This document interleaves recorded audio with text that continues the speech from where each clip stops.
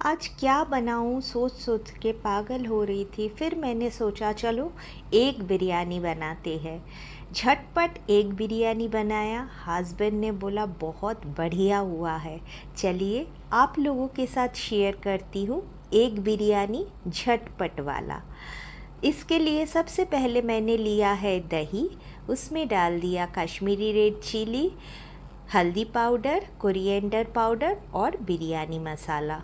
इनको अच्छे से मिक्स करेंगे। थोड़ा सा पानी डाल के मसालों के साथ दही को अच्छे से मिक्स करके मैं इनको अलग रख लूँगी। अगर आप लोगों को मेरा ये रेसिपी अच्छा लगे तो मेरे चैनल को शेयर, सब्सक्राइब, लाइक ज़रूर करें और कमेंट करके बताएं आप लोगों को ये रेसिपी कैसा लगा। मैंने कढ़ाई में पहले ऑयल गरम कर लिया है। अब मैंने एक बड़ा प्याज काट के रखा था, उसको अब मैं फ्राई कर रही हूँ। प्याज को हल्का सा देखिए पिंक कलर जब आ गया है तब मेरे पास यही वेजिटेबल्स घर में रखा हुआ था, इनको मैंने मिला दिया। गाजर, फ्रेंच बीन और कैप्सिकम।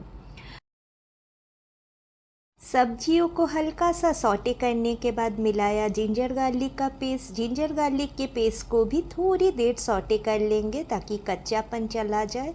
अब मैंने जो मसाला बना के रखा था उसको डाल दूंगी। मसाले डालने के बाद थोड़ी देर के लिए सौटे करूंगी।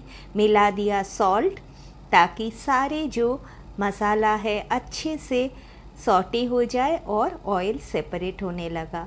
देखिए अब मैंने इस टाइम पे मिला दिया 2 बॉईल की हुई अंडा।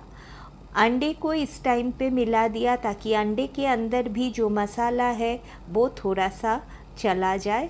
और मैंने राइस को पहले से ही उबाल लिया था। ये मेरा 1.5 कप चावल है।